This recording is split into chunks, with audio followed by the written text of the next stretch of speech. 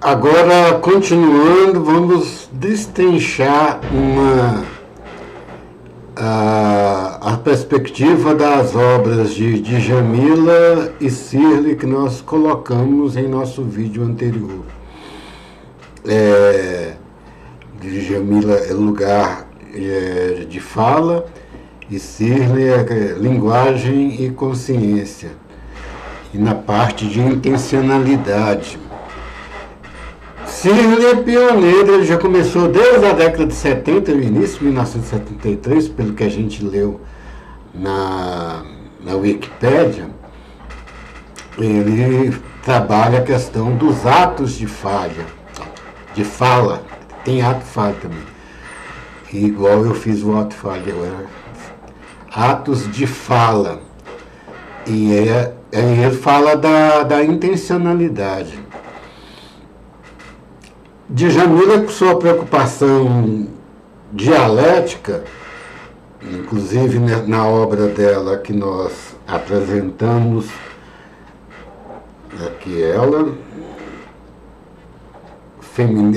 lugar de fala, está deitado, né? Ela, em uma expressão prática, né? A filosofia dela é voltada para a prática pela sua luta de ativista dos direitos humanos, principalmente dos negros. Então ela vem falando, né? Nós já fizemos um comentário, né? Esse é o local de fala dela. Muitas mulheres brancas, nós comentamos, né? Elas reclamam, mas assim, ela falando para a mulher negra, ela tem duplo preconceito. Tem um preconceito da condição feminina e tem o preconceito da questão do preconceito racial. E aqui ela fala de outros preconceitos, de gênero, dos trans, e outras minorias, né? Mas aí o Sirli, trabalhando atos de fala e intencionalidade, ele faz uma diferença a intencionalidade representativa e a intencionalidade comunicativa. A intencionalidade representativa, a intenção é ser o mais objetivo possível e descrever alguma coisa. E a comunicativa, a intenção é passar uma mensagem. Aí de novo, a Djamila não faz essa abordagem, mas é até interessante. Eu não sei, quando eu vi lugar de fala, me lembrou desse atos de fala do Sirli, os dois.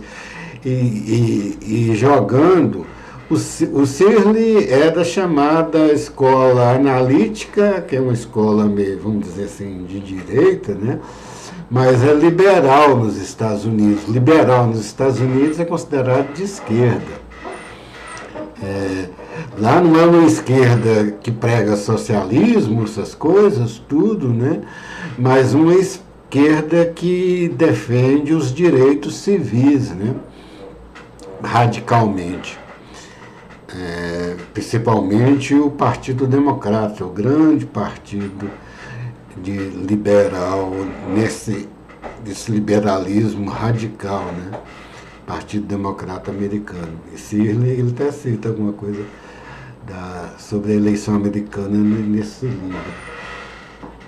Sirli, de novo, nós mostramos meio rápido lá, Consciência e Linguagem, John Sirli. Aí a nossa análise é que o preconceito ele está vinculado ao ato de fala comunicativo. A pessoa quer comunicar alguma coisa e quer comunicar o seu desprezo por aquele tipo de pessoa. Mas é uma comunicação em que a intencionalidade está velada. Não transmite aquilo com uma intenção. Mas muitas vezes também transmite. Agora, se, por exemplo, o racismo estrutural, que muitas vezes falam, muitas vezes a pessoa não tem a intenção. Aí você tem de fazer a divisão em vários outros.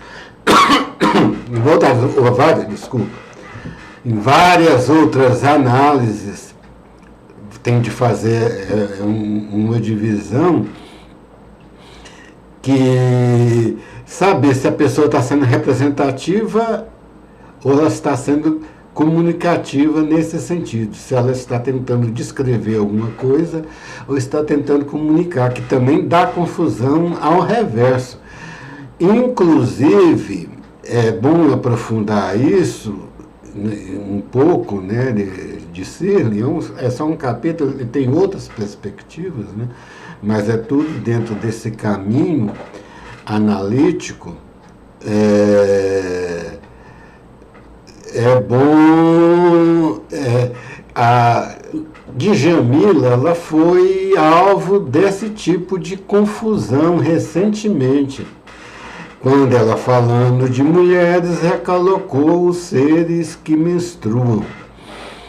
Aí um trans ou uma trans, eu não sei como que fala, transexual, ele protestou que, falando, mulher é só quem menstrua, mas ela tentou explicar e foi isso que aconteceu. Ela está sendo representativa e deixou a ar alguma coisa, mas eu, particularmente, eu entendi o que ela quis falar. Ela quis realmente já falar o contrário, que o ser feminino, ele não se resume naquele ser que menstrua, né? Foi mais ou menos esse sentido do artigo que eu vi. E não o sentido que aquela trans começou a atacar ela. Inclusive, nesse livro tem uma passagem que ela vai falar dos LGBT.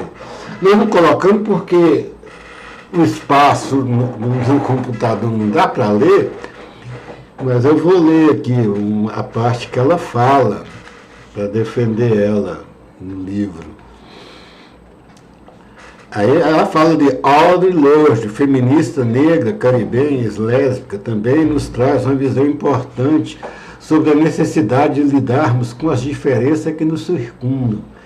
Em muitos de seus escritos, Lorde ressaltou a importância de não se hierarquizar opressões e sua própria dificuldade de se sentir pertencente a um movimento, pois que no movimento feminista dizia-se que a questão era de gênero, movimento negro racial, e no LGBT de orientação sexual.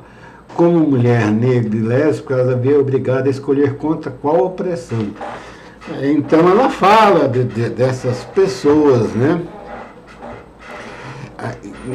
Aí vai incluir trans, né? Ela fala de um sentido geral do preconceito. E ela realmente é mais centrada no preconceito negro, né? De raça. Mas defende, assim, essas pessoas que a pessoa pode não gostar, não segue, não acompanha, né? Mas não persegue, não mata, como se fazem, né? Esse é o problema desse tipo de preconceito. Não é querer obrigar uma pessoa a aceitar aquilo. Aceitar não aceita, mas ela não precisa perseguir, matar e nem sair fazendo chacota, nem sair desprezando. Não segue, que quando tiver filho, orienta o filho e sei lá. Deixe que cada um siga a sua consciência. De um lado e de outro. O Caetano Veloso também, ao contrário,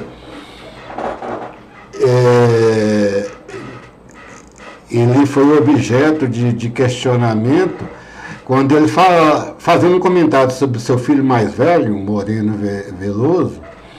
Ele falou que ele era um belo exemplar do macho, do hétero, mais ou menos nesses termos.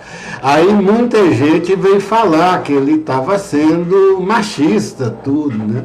Não, é só um comentário. O filho dele é hétero. E ele achou ele bonito, ele fez o comentário que ele achava ele bonito, que ele era um belo exemplar e era hétero. Mas não quer dizer que ser hétero para ele é superior a quem não é hétero.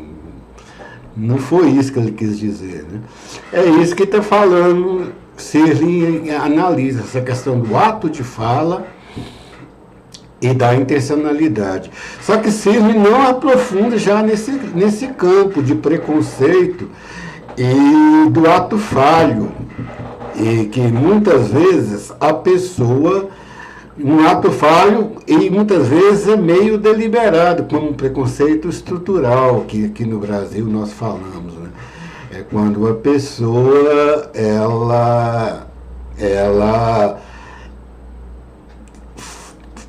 transmite algo preconceituoso de uma maneira que parece uma coisa séria, racional, oficial. E aí, esse ato falho, Sirlin não aprofunda muito. A pessoa quer ser representativa, mas uma intencionalidade interna e dentro da estrutura da sociedade, ela está sendo comunicativa, ela está transmitindo uma mensagem preconceituosa, uma mensagem agressiva, né? Nós vamos ler os dois livros, duas partes, né? Para dar exemplo. Vamos ler também, que nós falamos que a de Jamila é dialética, nós vamos ler a parte que nós achamos bem condizente com essa situação, quando na introdução da ciência da lógica, Hegel, pai da dialética moderna, aborda a filosofia crítica.